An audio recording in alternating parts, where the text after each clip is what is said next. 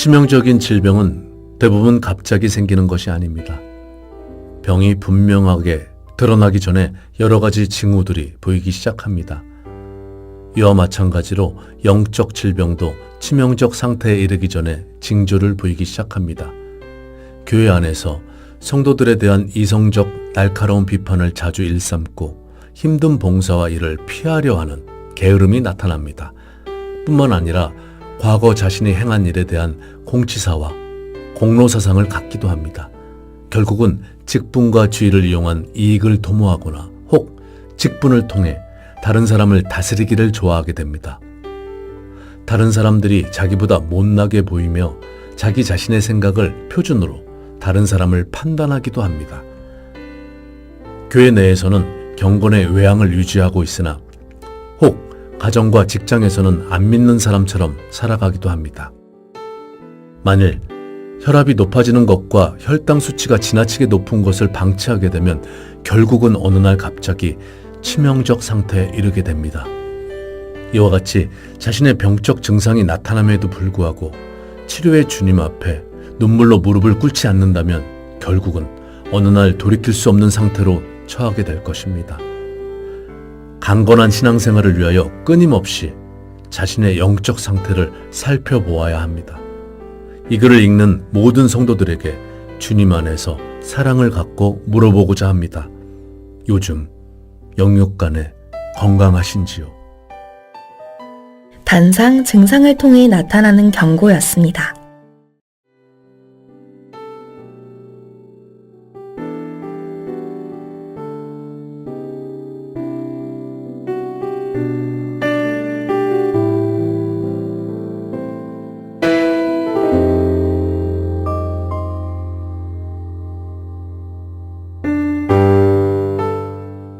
기쁨으로 하는 봉사. 다른 종교 혹은 이단적 종파의 사람들도 자기 희생적인 봉사를 자원하여 한다. 그러나 이들의 봉사와 참된 그리스도인들의 봉사는 구별될 수 있다. 그리스도인의 봉사는 항상 주님과의 관계를 근거로 하여 시작되며 사랑에 의해 강권되어 기쁨으로 하는 것이기 때문이다. 기쁨으로 하는 봉사는 오직 주 안에서 사랑에 강권될 때 가능한 것이다. 과연 나는 기쁨으로 봉사하고 있는지 자기 자신을 스스로 살펴보자. 기쁨을 잃어버린 봉사는 하나님께서 받으실 수 없는 부정한 제사임에 틀림없다. 기쁨으로 드리는 봉사만이 하나님께 드릴 수 있는 정한 제물이다. 또한 사랑으로 하는 봉사만이 지치지 않고 계속할 수 있다. 숨겨진 작은 일을 반복적으로 할 수 있는 비밀은 사랑에 의한 기쁨을 갖는 것이다. 서도성 목사님의 단상, 기쁨으로 하는 봉사였습니다.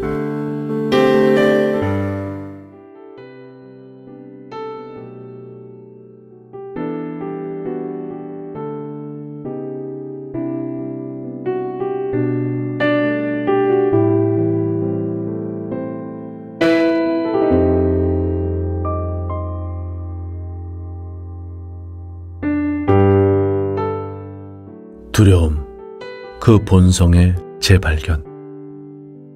일상의 삶을 살아가면서 나는 때로 작은 일로 크게 놀라거나 두려움을 느낄 때가 있다. 예를 들면 어두움 속에 갑자기 누군가가 나타나거나 혹은 인적 없는 외딴 곳에 홀로 잠들었다가 한밤중에 깨어났을 때이다. 어린 시절 귀신 이야기에 공포감을 느꼈던 것처럼 가끔은 유치한 공포감도 생길 때가 있다. 이럴 때마다 나는 내 자신에 대하여 더욱 실망하게 된다. 한때 나는 내 자신이 스스로 겁이 없다고 생각하기도 했고 그것을 호기 있게 표현해보기도 했다. 그러던 내가 언제인가부터 점점 심약해지기도 하는 것을 스스로 느낀 것이다. 전도서 12장 3절 말씀처럼 그런 날에는 집을 지키는 자들이 떨것 이라는 표현과 같이 내 마음속에 심령이 때론 두려움에 떠는 것을 바라보게 된다. 결국 이러한 내 자신에게 스스로 실망하며 더욱 내 자신을 낮춰 평가하게 되었다. 그리고 나는 마음에 있는 두려움을 내어쫓을 방법을 신앙 안에서 찾게 되었다. 온전한 사랑이 두려움을 내어쫓나니 요한일서 4장 18절 말씀처럼 하나님이 그리스도 안에서 내게 주신 그 온전한 사랑을 상기함으로써 두려움의 뿌리를 마음속에서 뽑아낼 수 있게 되었다. 그전엔 스스로에게 있는 듯한 그림자 같은 용기를 의지했지만 나는 내 자신의 실체를 발견한 이후 비로소 주님의 온전한 사랑을 붙잡고 이전보다 더욱 강해질 수 있었다. 나도 바울처럼 나의 여러 약한 것들에 대하여 자랑하리라. 그리고 그 안에서 발견한 그리스도를 힘있게 생활로 증거하리라. 서도성 목사님의 단상, 두려움, 그 본성의 재발견이었습니다.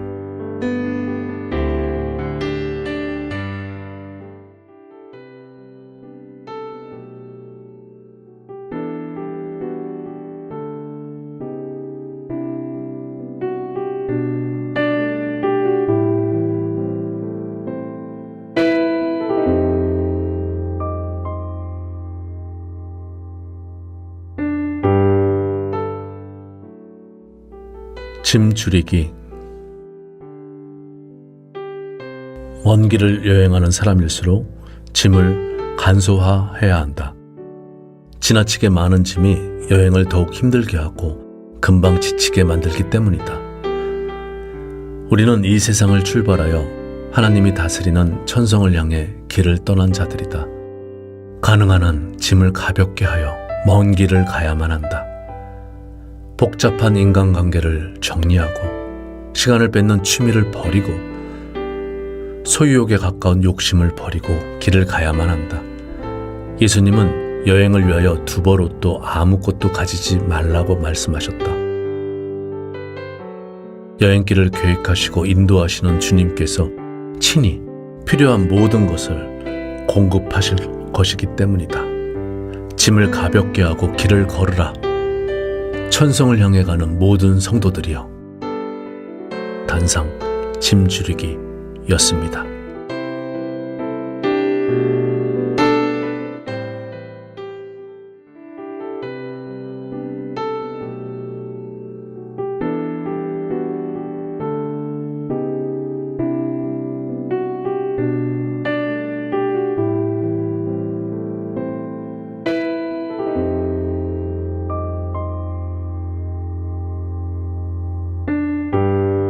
가족 전도를 위하여.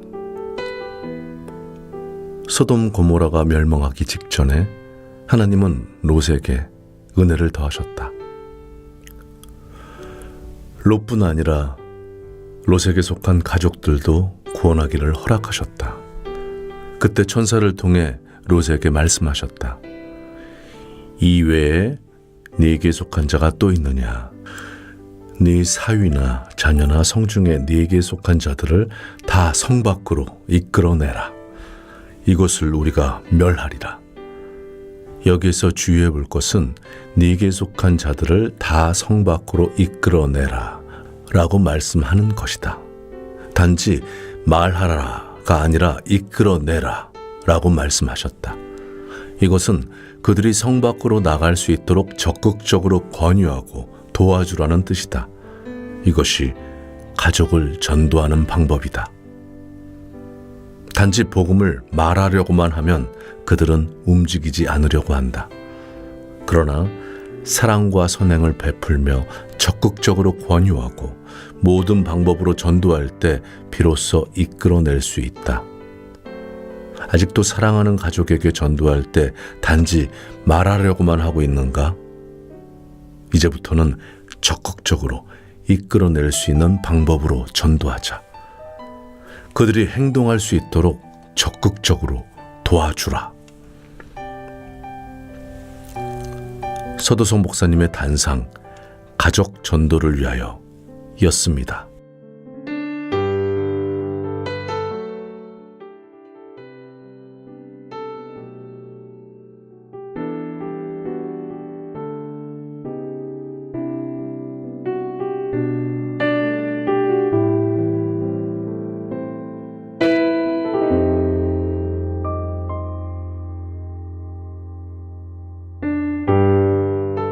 남편을 사랑하고 늘 남편과 같이 있기를 원하던 아내가 있다.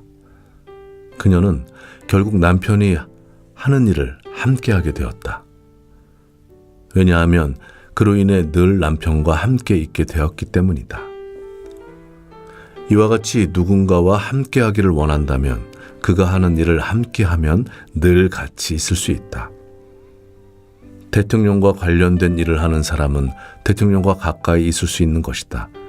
우리도 주 예수 그리스도의 일에 참여함으로 예수님과 늘 함께 있을 수 있다. 그 일이 예수님과 더 가깝게 만들어주고 그분의 음성을 늘 들을 수 있게 해준다. 예수님의 일에 참여해보라. 그러면 일상의 삶 속에서 언제나 함께 하시는 그분을 깨달을 것이다. 서도성 목사님의 단상, 가까이 함께 있기 위해서였습니다.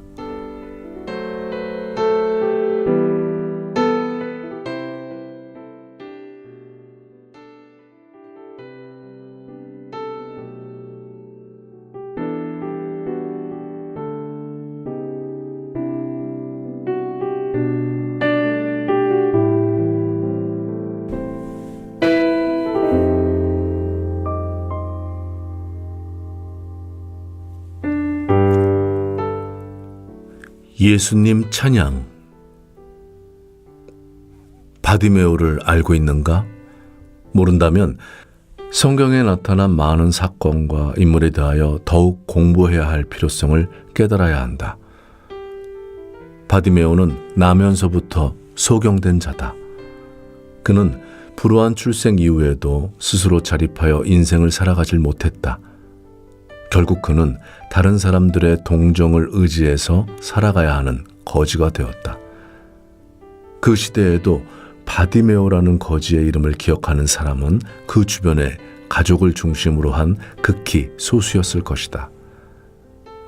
대부분의 사람들에게 바디메오라는 이름은 알 이유도 필요도 없었을 것이다. 그러나 2000년 복음의 역사 속에서 바디메오는 유명한 인사가 되었다. 그의 이름은 아이들의 찬양 가사에도 나오며 성경이 읽혀지고 있는 모든 곳에서 12제자의 이름에 못지않는 명성을 누리고 있다. 만일 우리 시대에 그가 살아있다면 틀림없이 유명 텔레비전 토크쇼 프로그램에 출연하여 자신이 어떻게 예수님을 만나 놀라운 치유를 얻게 되었는지를 말할 기회도 가졌을 것이다. 왜 바디메오가 성교 역사 속에서 유명한 사람이 되었는가? 그가 바로 예수님을 만났기 때문이다. 그로 인해 그는 기적적인 치유를 얻었고 새로운 인생을 살 수 있게 되었다. 우리도 예수님을 개인적으로 만났고 그분을 통해 영원한 속죄를 받았다는 이유만으로 이미 유명한 사람이 된 것이다. 우리의 이름은 천군 천사 속에 알려지고 영원토록 기념될 생명책에 기록되었다. 예수님을 만났다는 그 이유 하나로 우리를 유명케 하신 예수님을 더욱 찬양하라. 단상 유명해진 이유였습니다.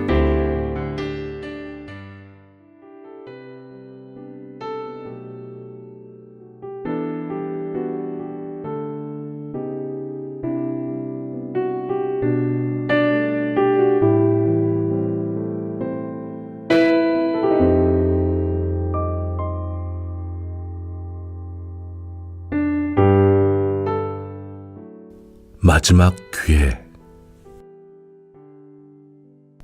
한 번 죽는 것은 사람에게 정하신 것이요 라는 성경의 말씀처럼 죽음은 모든 인간에게 절대적이며 필연적인 피할 수 없는 운명이다. 대부분의 사람들은 자신이 반드시 죽을 것이라는 관념을 갖고 있으나 실제의 삶은 전혀 죽지 않을 것처럼 살아간다. 이것도 인간의 타고난 어리석음의 하나이다. 하나님은 여러 가지 방법으로 우리에게 반드시 죽음이 곧 오리라는 것을 예고하신다.